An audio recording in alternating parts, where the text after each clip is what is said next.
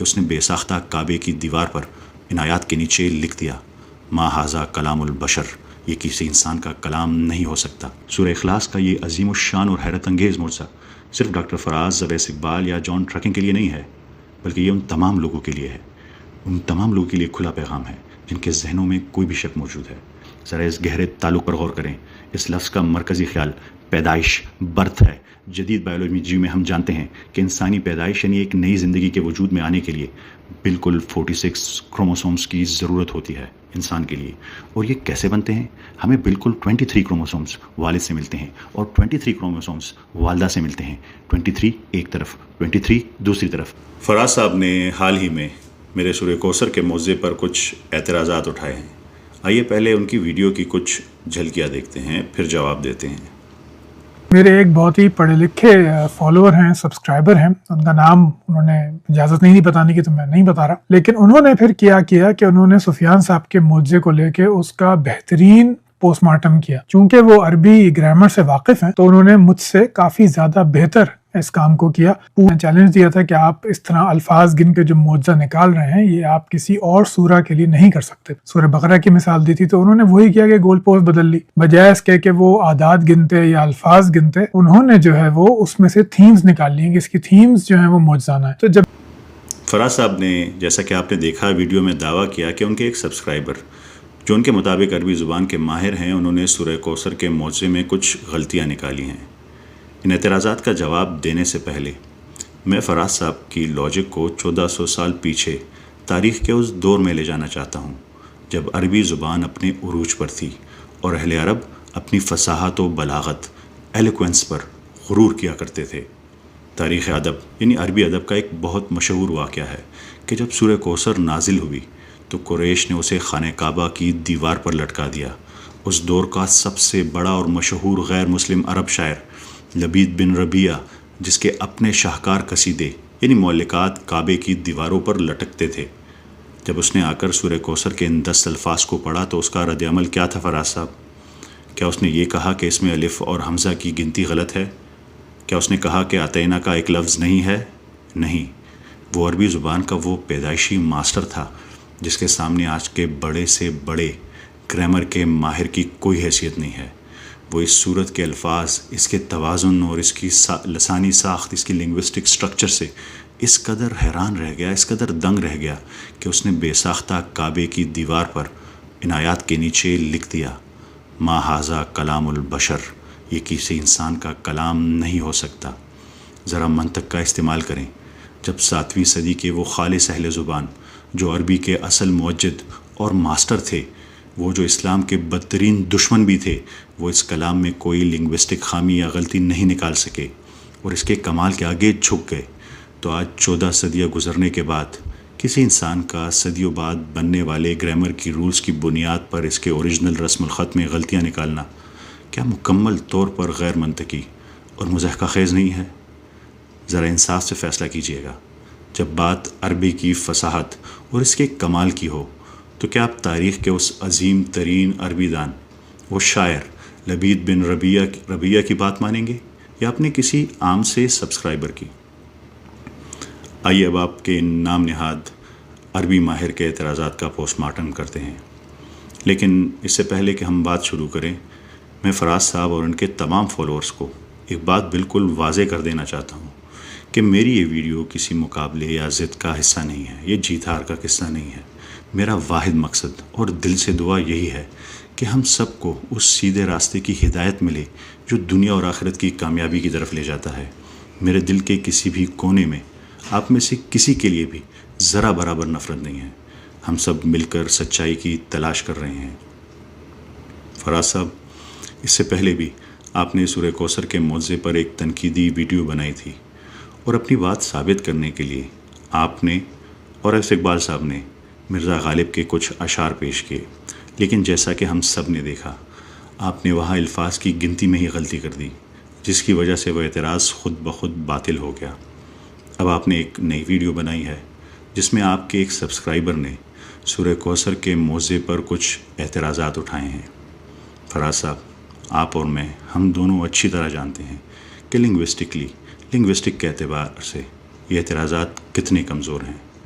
آپ نے کچھ اسلامی اسکالرز اور کمیٹیوں کے فتوے بھی پیش کیے تاکہ یہ ثابت کر سکے کہ مسلمان علماء بھی ان عددی معجزات کو بدعت کہتے ہیں۔ ایک ایتھیسٹ ہونے کے ناطے آپ شاید اس بات کی گہرائی نہیں سمجھ پائے کہ علماء کرام نے وہ فتوے ان باطنی فرقوں کے خلاف دیے تھے جو اعداد کی بنیاد پر اسلام کے بنیادی احکامات مثلا نماز روزہ کو بدلنے کی کوشش کرتے تھے۔ ہم یہاں کسی شرعی قانون کو نہیں بدل رہے، ہم تو اس کتاب کا وہ شاندار اسٹرکچرل اور میتھمیٹیکل کوڈ دنیا کے سامنے لا رہے ہیں، تدبر کر رہے ہیں، جو خاص طور پر آپ جیسے لوگوں کے لیے جو سائنس، میتھمیٹکس اور لاجک کو اپنا معبود مانتے ہیں۔ جہاں تک آپ کے اعتراضات کا تعلق ہے تو وہ لسانی لحاظ سے انتہائی کمزور ہیں۔ آپ کہتے ہیں کہ الف 10 بار نہیں آیا کیونکہ حمزہ الگ حرف ہے۔ یاد رکھیں، قرآنی حروف تہجی کی بنیاد 28 بنیادی حروف کانسوننٹس پر ہے۔ حمزہ عربی کے 28 بنیادی حروف کا حصہ نہیں ہے، بلکہ یہ ایک فونیٹک سٹاپ ہے جسے خلیل بن احمد نے صدیوں بعد ایجاد کیا۔ آپ نے اعتراض کیا کہ الفاظ کی گنتی غلط ہے اور آتینہ کا ایک نہیں بلکہ کئی الفاظ پر مشتمل ہے۔ گرامر کے لحاظ سے اس میں فعل اور ضمیر ہے۔ ظاہری اور ساختی اسٹرکچری طور پر جب بھی آپ اسے دیکھیں گے یہ ایک ہی جڑے ہوئے لفظ یعنی ورڈ بلاک کے طور پر لکھا جاتا ہے۔ آپ کسی بھی اہل زبان عرب سے پوچھ لیں، وہ اسے دیکھنے میں ایک ہی لفظ پڑے گا۔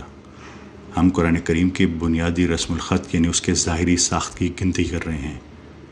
گرامر کی روح سے پانی جیسے H2 ہوتا ہے، ہائیڈروجن اور آکسیجن بھی ہائیڈروجن اور آکسیجن کا مجموعہ ہے، لیکن اپنے فزیکل اور ظاہری وجود میں وہ ایک قطرہ کہلاتا ہے، پانی کہلاتا ہے۔ بالکل اسی طرح کمپیوٹر سائنس اور ڈیٹا انالیسس میں جیسے ہمارے پاس اسپیس ڈیلیمیٹڈ اسٹرنگ کہتے ہیں، رسم عثمانی میں بھی آتینہ کا ایک مکمل جڑا ہوا اور واضح ویژول بلاک ہے، ایک ہی ورڈ ہے۔ فراز صاحب، اوپر دیے گئے دلائل کی طرح آپ کے بقیہ تمام اعتراضات بھی بالکل اسی طرح انتہائی کمزور ہیں، لیکن آپ کا ایک پرانا اعتراض واقعی قابل غور تھا۔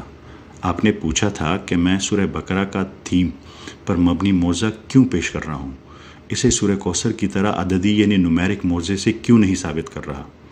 میں چیلنج دیا تھا کہ آپ اس طرح الفاظ گن کے جو معجزہ نکال رہے ہیں یہ آپ کسی اور سورہ کے لیے نہیں کر سکتے۔ سورہ بقرہ کی مثال دی تھی تو انہوں نے وہی کیا کہ گول پوسٹ بدل لی، بجائے اس کے کہ وہ اعداد گنتے یا الفاظ گنتے انہوں نے جو ہے وہ اس میں سے تھیمز نکال لی ہیں کہ اس کی تھیمز جو ہیں وہ معجزانہ ہے۔ تو جب یہ ایک جائز اعتراض ہے، تو آج انہی نیک نیتی کے جذبوں کے ساتھ میں آپ کے اس سوال کا جواب دے رہا ہوں۔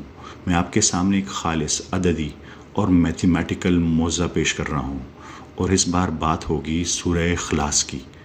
میں اس امید کے ساتھ پیش کر رہا ہوں کہ شاید آپ اپنے تمام تر بائسنس تعصبات کی ایک طرف رکھ کر یہ محسوس کریں کہ کسی انسان کے لیے ایسی کتاب لکھنا کیا ممکن ہے۔ سورہ اخلاص کا یہ عظیم الشان اور حیرت انگیز معجزہ صرف ڈاکٹر فراز، اویس اقبال یا جان ٹرکنگ کے لیے نہیں ہے، بلکہ یہ ان تمام لوگوں کے لیے ہے، ان تمام لوگوں کے لیے کھلا پیغام ہے جن کے ذہنوں میں کوئی بھی شک موجود ہے۔ اگر آپ اپنے تمام باعث تعصبات کو ایک طرف رکھ کر اور کھلے دل سے اس پر غور کریں تو مجھے پورا یقین ہے کہ یہ سچائی آپ کی زندگی اور سوچ کو ہمیشہ کے لیے بدل کر رکھ دے گی۔ صدیوں سے دنیا بھر میں کروڑوں مسلمان سورہ اخلاص کی تلاوت کرتے آ رہے ہیں۔ یہ اسلام میں توحید کی بنیاد ہے، ایک مختصر لیکن انتہائی طاقتور صورت جو اللہ کی وحدانیت کا اعلان کرتی ہے۔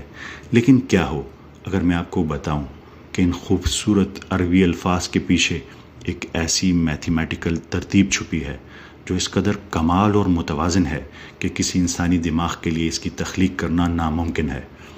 آئیے سورہ اخلاص کو صرف روحانیت کی نظر سے نہیں بلکہ اعداد، نومیرک اور سیمیٹری کے زاویے سے دیکھتے ہیں۔ سب سے پہلے حروف یعنی ورڈز، لیٹرز کو گنتے ہیں۔ اگر ہم اس سورت کی ظاہری ساخت کا جائزہ لیں تو سورہ اخلاص میں کل 47 حروف یا لیٹرز ہیں۔ چونکہ 47 ایک طاق یعنی اوڈ عدد ہے، اس لیے اس کا بالکل ایک درمیانی نقطہ سینٹر بنتا ہے۔ اگر آپ شروع سے 23 حروف لیٹرز گنیں اور آخر سے 23 حروف گنیں تو بالکل درمیان میں صرف ایک حرف بچتا ہے اور وہ حرف ہے لام۔ اور یہ درمیانی حرف کہاں آتا ہے؟ یہ لفظ یلد یعنی اس نے پیدا کیا کا درمیانی حرف ہے، جو اس آیت لم یلد نہ اس نے کسی کو پیدا کیا کا حصہ ہے۔ ذرا اس گہرے تعلق پر غور کریں. اس لفظ کا مرکزی خیال پیدائش، برتھ ہے.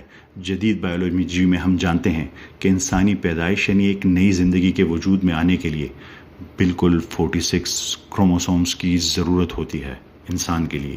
اور یہ کیسے بنتے ہیں؟ ہمیں بالکل 23 کروموسومز والد سے ملتے ہیں اور 23 کروموسومز والدہ سے ملتے ہیں. 23 ایک طرف، 23 دوسری طرف، اور ان کا ملاپ اس لفظ پر ہوتا ہے جس کا مطلب ہی پیدائش ہے. یہ ایک ایسی بایولوجیکل حقیقت ہے جو آج کے جدید دور میں دریافت ہوئی، لیکن اس کا عکس 1400 سال پہلے نازل ہونے والی سورت کے حروف کی گنتی میں بالکل واضح ہے.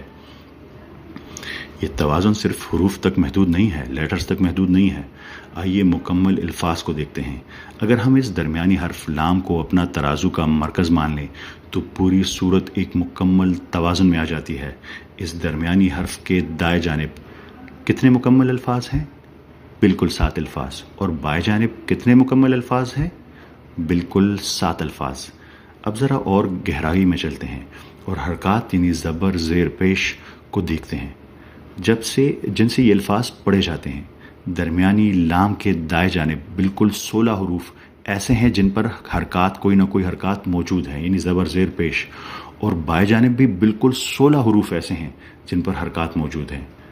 آپ سوچ سکتے ہیں کہ شاید یہ کوئی اتفاق ہو، لیکن آئیے ان 16 حرکات کو الگ الگ گنتے ہیں. یہ توازن کسی سرجری کی طرف بالکل درست ہے، بالکل پریسائز ہے. پہلے زبر گنتے ہیں. دائیں جانب بالکل 10 زبر ہیں اور بائیں جانب بھی بالکل 10 زبر. اب پیش گنتے ہیں. دائیں جانب بالکل 6 پیش ہیں اور بائیں جانب بھی بالکل 6 پیش ہیں. لیکن زیر کا کیا؟